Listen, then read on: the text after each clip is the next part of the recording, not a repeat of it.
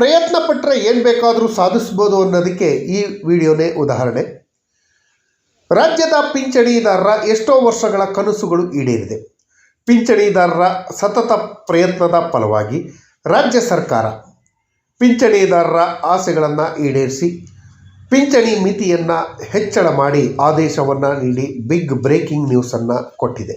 ಇದರಿಂದ ಯಾವೆಲ್ಲ ಪಿಂಚಣಿದಾರರಿಗೆ ಲಾಭ ಆಗತ್ತೆ ಅನ್ನೋದ್ರ ಬಗ್ಗೆ ವಿವರವಾದ ಮಾಹಿತಿಯನ್ನು ತಮ್ಮ ಮುಂದೆ ಶೇರ್ ಮಾಡೋದಕ್ಕಿಂತ ಮುಂಚಿತವಾಗಿ ಯಾರೆಲ್ಲ ಈ ಚಾನಲ್ಗೆ ಸಬ್ಸ್ಕ್ರೈಬ್ ಮಾಡ್ಕೊಂಡ್ರೆ ವಿಡಿಯೋಗಳನ್ನು ನೋಡ್ತಾ ಇದ್ದೀರಿ, ದಯವಿಟ್ಟು ಕೆಳಗಡೆ ಕಾಣ್ತಾರಂಥ ಸಬ್ಸ್ಕ್ರೈಬ್ ಬಟನನ್ನು ಒತ್ತಿ ಬೆಲ್ ಐಕಾನನ್ನು ಕ್ಲಿಕ್ ಮಾಡಿ ಆಲ್ ಅಂತ ಮಾಡಿ ನೀವು ಫೇಸ್ ಮಾಡ್ತಾರಂಥ ಎಲ್ಲ ಪ್ರಾಬ್ಲಮ್ಗಳನ್ನು ಲೀಗಲ್ ಆಗಿ ಸಾಲ್ವ್ ಮಾಡ್ಕೊಳ್ಳೋಕ್ಕಿರೋಂಥ ಉತ್ತಮ ವೇದಿಕೆಯಾದ ಸರ್ಕಾರಿ ನೌಕರ ಮಿತ್ರ ಯೂಟ್ಯೂಬ್ ಚಾನಲ್ಗೆ ಜಾಯ್ನ್ ಆಗಿ. ಸ್ನೇಹಿತರೆ, ಮೊನ್ನೆ ಬ್ಯಾಡ್ ನ್ಯೂಸ್ ಅಂತ ಹೇಳಿದ್ದೆ, ಅದೇ ಈ ದಿನ ಗುಡ್ ನ್ಯೂಸ್ ಆಗಿದೆ.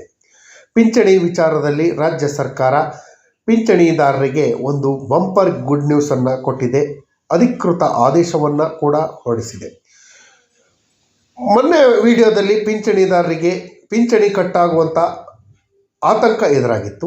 ಈ ಆತಂಕಕ್ಕೆ ಪಿಂಚಣಿದಾರರು ಈ ಮುಂದೆ ಏನು ಮಾಡೋದು ಅನ್ನೋದ್ರ ಬಗ್ಗೆ ಚಿಂತೆಗೀಡಾಗಿದ್ದರು. ಆ ಚಿಂತೆಗಳನ್ನು ದೂರ ಮಾಡುವಂಥ ಕೆಲಸವನ್ನು ರಾಜ್ಯದ ಉಪಮುಖ್ಯಮಂತ್ರಿಗಳಾದ ಪರಮೇಶ್ವರ್ ಅವರು, ಮುಖ್ಯಮಂತ್ರಿಗಳಾದ DK ಶಿವಕುಮಾರ್ ಅವರು ಪಿಂಚಣಿದಾರರಿಗೆ ಒಂದು ಬಂಪರ್ ಗಿಫ್ಟ್ ಕೊಟ್ಟಿದ್ದಾರೆ.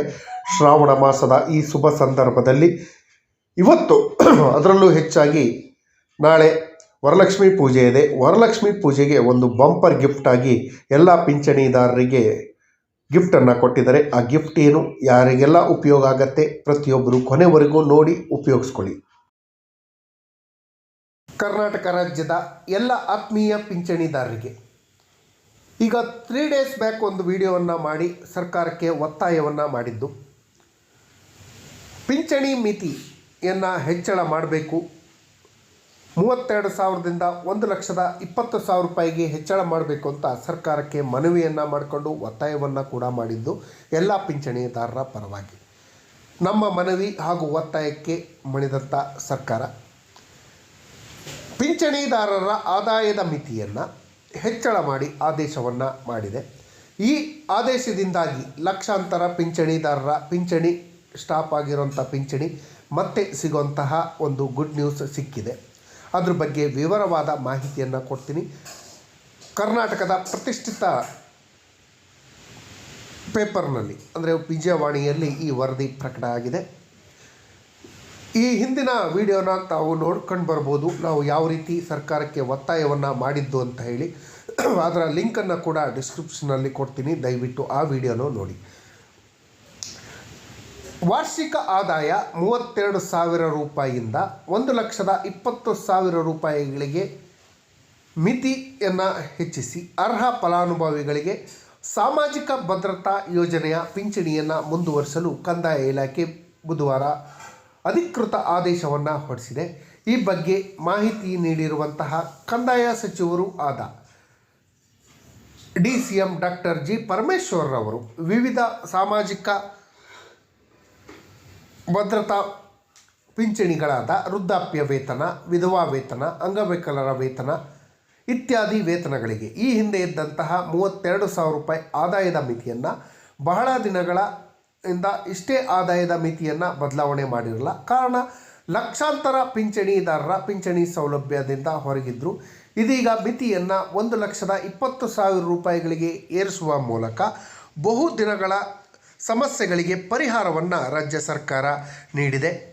ಕುಟುಂಬದ ದತ್ತಾಂಶವನ್ನು ಪಡೆದು ಮಾಹಿತಿಯನ್ನು ರಾಜ್ಯದಲ್ಲಿರುವ ಪಿಂಚಣಿ ಫಲಾನುಭವಿಗಳ ಮಾಹಿತಿ ಜೊತೆ ಲಿಂಕ್ ಮಾಡಿದಾಗ ಸುಮಾರು 23,14,544 ಫಲಾನುಭವಿಗಳಿಗೆ ಸಂದೇಹಾಸ್ಪದ ಅಂತ ಹೇಳಿ ಕಂಡುಬಂದಿತ್ತು. ಫಲಾನುಭವಿಗಳ ಭೌತಿಕ ಪರಿಶೀಲನೆಗೆ ಸಂಯೋಜನೆಯ ಮೊಬೈಲ್ ಆ್ಯಪ್ಗಳನ್ನು ಸಿದ್ಧಪಡಿಸಲಾಗಿತ್ತು. ಪರಿಶೀಲನೆ ವೇಳೆಯಲ್ಲಿ ದಾಖಲಾತಿ ಹಾಜರುಪಡಿಸದೇ ಇದ್ದಂತಹ ವಿಚಾರಕ್ಕೆ ಸಂಬಂಧಪಟ್ಟ ಹಾಗೆ ವಾಸವಿಲ್ಲದೆ ಇರುವಂತಹ ಮತ್ತು ಆದಾಯದ ದೃಢೀಕರಣ ಪತ್ರ ಇನ್ಕಮ್ ಟ್ಯಾಕ್ಸನ್ನು ಕೊಡದೇ ಇರುವಂತಹ ಅವರಿಗೆ ತಾತ್ಕಾಲಿಕವಾಗಿ ಸುಮಾರು 18,06,032 ಮಂದಿಯ ಪಿಂಚಣಿಯನ್ನು ತಾತ್ಕಾಲಿಕವಾಗಿ ಸ್ಥಗಿತ ಮಾಡಿತ್ತು, ಪಿಂಚಣಿಯನ್ನು ಸ್ಟಾಪ್ ಮಾಡಿತ್ತು. ಗ್ರಾಮ ಆಡಳಿತಾಧಿಕಾರಿ ಅಂದರೆ ವಿಲೇಜ್ ಅಕೌಂಟೆಂಟ್ ಸಂಯೋಜಿತ ಆ್ಯಪ್ಗಳ ಮೂಲಕ ಪರಿಶೀಲಿಸಿದ ನಂತರ ಸಂಬಂಧಪಟ್ಟ ತಾಲೂಕು ತಹಸೀಲ್ದಾರವರಿಂದ ನಿಯಮಾನುಸಾರ ಪರಿಶೀಲನೆ ಮಾಡಿ ಅರ್ಹ ಫಲಾನುಭವಿಗಳಿಗೆ ಪಿಂಚಣಿ ನೀಡಲು ನಿರ್ದೇಶನವನ್ನು ನೀಡಲಾಗಿದೆ. ಯಾರು ಹೆದರಬೇಕಾಗಿಲ್ಲ ಅಂತ ಹೇಳಿ ಕೂಡ ಮಾನ್ಯ ಉಪಮುಖ್ಯಮಂತ್ರಿಗಳು ಇದೇ ಸಮಯದಲ್ಲಿ ತಿಳಿಸಿದ್ದಾರೆ. ಆದರೆ 23,14,544 ಸಂದೇಹಾಸ್ಪದ ಫಲಾನುಭವಿಗಳ ಭೌತಿಕ ಪರಿಶೀಲನೆ ವೇಳೆಯಲ್ಲಿ ಆದಾಯದ ಮಿತಿ 32,000ಕ್ಕಿಂತ ಹೆಚ್ಚಿರುವುದು ಕಂಡುಬಂದಿದೆ. ಅದರಲ್ಲಿ 32,000ಕ್ಕಿಂತ ಹೆಚ್ಚು ಹಾಗೂ 1,20,000ಕ್ಕಿಂತ ಕಡಿಮೆ ಆದಾಯ ಇರುವಂತಹ ಫಲಾನುಭವಿಗಳನ್ನು ಪಿಂಚಣಿಯಲ್ಲಿ ಮುಂದುವರಿಸುವ ಬಗ್ಗೆ ತೀರ್ಮಾನವನ್ನು ಕೈಗೊಂಡಿದೆ. ಅದರಂತೆ 1,20,000 ರೂಪಾಯಿಗಳಿಗೆ ಇನ್ಕಮನ್ನು ಹೆಚ್ಚಳ ಮಾಡಿ ಅರ್ಹ ಫಲಾನುಭವಿಗಳಿಗೆ ಪಿಂಚಣಿ ಸಿಗತ್ತೆ. ವೃದ್ಧಾಪ್ಯ ವೇತನ ಯಾವ್ಯಾವ ವೇತನ ಎಷ್ಟೆಷ್ಟು ಸಿಗತ್ತೆ ಅನ್ನೋದನ್ನು ನಾವು ನೋಡೋದಾದರೆ, ಸಾಮಾಜಿಕ ಭದ್ರತಾ ಯೋಜನೆಗೆ ಸಂಬಂಧಪಟ್ಟ ಹಾಗೆ ಗ್ರಾಮೀಣ ಪ್ರದೇಶದಲ್ಲಿ 12,000, ನಗರ ಪ್ರದೇಶಗಳಲ್ಲಿ 17,000ವನ್ನು ನಿಗದಿಗೊಳಿಸಲಾಯಿತು. ಇದನ್ನು 2020ರಲ್ಲಿ 32,000 ರೂಪಾಯಿಗೆ ಹೆಚ್ಚಳ ಮಾಡಲಾಗಿತ್ತು. ಇದೀಗ 1,20,000 ರೂಪಾಯಿಗೆ ಹೆಚ್ಚಳ ಮಾಡಿರೋದ್ರಿಂದ ಲಕ್ಷಾಂತರ ಪಿಂಚಣಿದಾರರ ಪಿಂಚಣಿ ರದ್ದಾಗೋದು ತಪ್ಪತ್ತೆ. ವೃದ್ಧಾಪ್ಯ ವೇತನ 600 ರೂಪಾಯಿ ಸಿಗುತ್ತೆ. ಅದು 60ರಿಂದ 64 ವರ್ಷದ ಮಧ್ಯೆ ಇದ್ದರೆ. ವೃದ್ಧಾಪ್ಯ ವೇತನ 1,200 ರೂಪಾಯಿ 65 ವರ್ಷ ಮೇಲ್ಪಟ್ಟವರಿಗೆ. ವಿಧವಾ ವೇತನ 800 ರೂಪಾಯಿ ಇರುತ್ತೆ 18 ವರ್ಷ ಮೇಲ್ಪಟ್ಟ ಎಲ್ಲರಿಗೂ ಕೂಡ. ಅಂಗವಿಕಲರ ವೇತನ 800 ರೂಪಾಯಿ, ಶೇಕಡ 40ರಷ್ಟು ಅಂಗವಿಕಲತೆ ಇದೆ. ಅಂಗವಿಕಲರ ವೇತನ 1,400 ರೂಪಾಯಿ, ಶೇಕಡ 75ರಷ್ಟು ಅಂಗವೈಕಲ್ಯ ಇದ್ದರೆ. ಸಂಧ್ಯಾ ಸುರಕ್ಷಾ ಯೋಜನೆ 1,200 ರೂಪಾಯಿ 65 ವರ್ಷ ಮೇಲ್ಪಟ್ಟವರಿಗೆ. ಮನಸ್ವಿನಿ ಯೋಜನೆಯಲ್ಲಿ 800 ರೂಪಾಯಿ, ಮೈತ್ರಿ ಯೋಜನೆಯಲ್ಲಿ 1,200 ರೂಪಾಯಿ. ರೈತರ ಆತ್ಮಹತ್ಯೆ ಮಾಡಿಕೊಂಡಂಥ ಕುಟುಂಬಕ್ಕೆ ಪ್ರತಿ ತಿಂಗಳು 2,000 ರೂಪಾಯಿ ಪಿಂಚಣಿಯನ್ನು ಕೊಡ್ತಾರೆ. ಆ್ಯಸಿಡ್ ದಾಳಿಯಾದಂತಹ ಸಂತ್ರಸ್ತರಿಗೆ 10,000 ರೂಪಾಯಿ ಪ್ರತಿ ತಿಂಗಳು ಕೊಡ್ತಾರೆ. ಎಂಡೋಸಲ್ಫನ್ನಲ್ಲಿ ಸಂತ್ರಸ್ತರಾದವರಿಗೆ 2,000ದಿಂದ 4,000 ರೂಪಾಯಿವರೆಗೂ ಮಾಸಿಕ ಪಿಂಚಣಿಯನ್ನು ಕೊಡ್ತಾರೆ. ಈ ಪಿಂಚಣಿಯ ಆದಾಯದ ಮಿತಿಯನ್ನು ಹೆಚ್ಚಳ ಮಾಡಿರೋದ್ರಿಂದ ಲಕ್ಷಾಂತರ ಪಿಂಚಣಿದಾರರಿಗೆ ಮತ್ತೆ ಪಿಂಚಣಿ ಸಿಗುವಂಥ ಕಾಲ ಬಂದಿದೆ.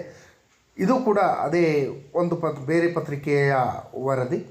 ಭದ್ರತಾ ಪಿಂಚಣಿಯ ಮಿತಿಯನ್ನು 1,20,000 ರೂಪಾಯಿಗೆ ಹೆಚ್ಚಳ ಮಾಡಿರೋದ್ರ ಬಗ್ಗೆ ಸಾಮಾಜಿಕ ಭದ್ರತಾ ಯೋಜನೆ ಅಡಿಯಲ್ಲಿ ಪಿಂಚಣಿಯನ್ನು ಪರಿಶೀಲಿಸಿದ ನಂತರ 32,000ದಿಂದ 1,20,000 ಒಳಗೆ ಇರುವಂತಹ ವಾರ್ಷಿಕ ಆದಾಯದ ಮಿತಿ ಹೊಂದಿರುವಂತಹ ಅರ್ಹ ಪಿಂಚಣಿದಾರರಿಗೆ ಪಿಂಚಣಿಯನ್ನು ಮುಂದುವರಿಸ ಕುರಿತು ಸರ್ಕಾರ ಆದೇಶವನ್ನು ಹೊರಡಿಸಿದೆ. ಈ ಬಗ್ಗೆ ಆಗಲೇ ಹೇಳಿದ ಹಾಗೆ ಮಾನ್ಯ ಮುಖ್ಯಮಂತ್ರಿಗಳಾದ ಡಿ ಕೆ ಶಿವಕುಮಾರ್ ಅವರು ಹಾಗೂ ಉಪಮುಖ್ಯಮಂತ್ರಿಗಳಾದ ಜಿ ಪರಮೇಶ್ವರ್ ಅವರು ಇದರ ಬಗ್ಗೆ ಮಾಹಿತಿಯನ್ನು ಕೊಟ್ಟಿದ್ದಾರೆ.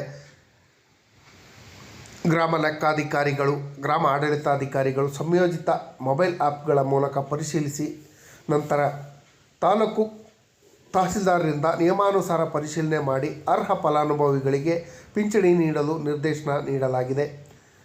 ಯಾರ್ಯಾರ್ದು ಆದಾಯದ ಮಿತಿ ಹೆಚ್ಚಳ ಆಗಿದೆ ಅವರು ಆದಾಯದ ಪ್ರಮಾಣ ಪತ್ರವನ್ನು ಸಲ್ಲಿಕೆ ಮಾಡಿ ನಿಮ್ಮ ರದ್ದಾದ ಪಿಂಚಣಿಯನ್ನು ಮತ್ತೆ ಪಡ್ಕೊಳ್ಳೋಕ್ಕೆ ಅವಕಾಶ ಇದೆ. ಹಾಗಾಗಿ ಎಷ್ಟು ಎಲ್ಲ ಪಿಂಚಣಿದಾರರು ಆತಂಕಕ್ಕೆ ಗುರಿಯಾಗಿದ್ದರು.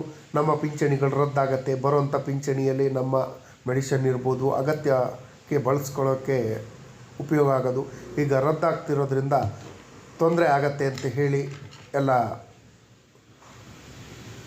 ಆತಂಕದಲ್ಲಿದ್ದರು. ಈ ಆತಂಕವನ್ನು ಹೊಸ ಸರ್ಕಾರ ಮಾನ್ಯ ಮುಖ್ಯಮಂತ್ರಿಗಳಾದ ಡಿ ಕೆ ಶಿವಕುಮಾರ್ ಅವರು ಹಾಗೂ ಉಪಮುಖ್ಯಮಂತ್ರಿಗಳು ಪರಿಹಾರ ಮಾಡಿರೋದ್ರಿಂದ ಮಾನ್ಯ ಮುಖ್ಯಮಂತ್ರಿಗಳಿಗೆ ಹಾಗೂ ಉಪಮುಖ್ಯಮಂತ್ರಿಗಳಿಗೆ ಧನ್ಯವಾದವನ್ನು ಸಮಸ್ತ ಪಿಂಚಣಿದಾರರ ಪರವಾಗಿ ಸಲ್ಲಿಸ್ತಾ ಈ ಮಾಹಿತಿ ನೋಡಿದ್ದಕ್ಕೆ ಧನ್ಯವಾದಗಳು. ಯಾರಿಗೆಲ್ಲ ಈ ಮಾಹಿತಿ ಇಷ್ಟ ಆಗಿದ್ದರೆ ದಯವಿಟ್ಟು ಕೆಳಗಡೆ ಕಾಣ್ತಾರಂಥ ಸಬ್ಸ್ಕ್ರೈಬ್ ಬಟನನ್ನು ಒತ್ತಿ, ಬೆಲ್ ಐಕನನ್ನು ಕ್ಲಿಕ್ ಮಾಡಿ, ಆಲ್ ಅಂತ ಮಾಡಿ. ನೀವು ಫೇಸ್ ಮಾಡ್ತಾರಂಥ ಪ್ರಾಬ್ಲಮ್ಗಳನ್ನು ಲೀಗಲಾಗಿ ಸಾಲ್ವ್ ಮಾಡ್ಕೊಬೋದು. ಹೆಚ್ಚು ಶೇರ್ ಮಾಡಿ. ಪ್ರತಿಯೊಬ್ಬರು ತಮ್ಮ ಆದಾಯದ ಪ್ರಮಾಣ ಪತ್ರವನ್ನು ಕೊಟ್ಟು ಪಿಂಚಣಿಯನ್ನು ಉಳಿಸ್ಕೊಳ್ಳುವಂಥ ಕೆಲಸವನ್ನು ಮಾಡಲಿ ಅಂತ ಹೇಳ್ತಾ ಧನ್ಯವಾದಗಳು. ಜೈ ಹಿಂದ್, ಜೈ ಕರ್ನಾಟಕ ಮಾತೆ.